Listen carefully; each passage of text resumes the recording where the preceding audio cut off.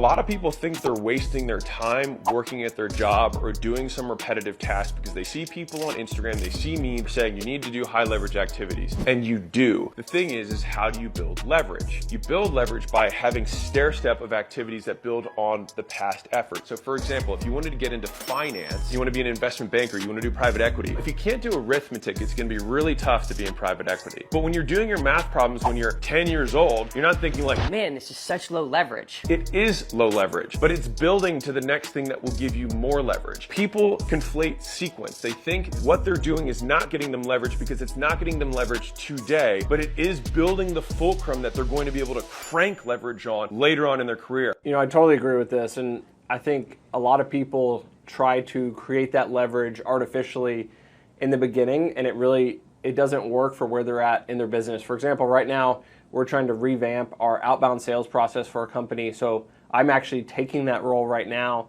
of coming up with that process. How does it work? What's most successful? And then I'll apply that leverage later when we actually hire people to do that same role that I'm doing today. But I'm more than willing to take the time to learn that role and learn what it takes for that person so we know who to hire, what makes them successful, what accountability metrics do we need to have for them to make sure that they're producing for the company. So I agree, the leverage will come, but sometimes you have to be in that role in order to find that leverage eventually.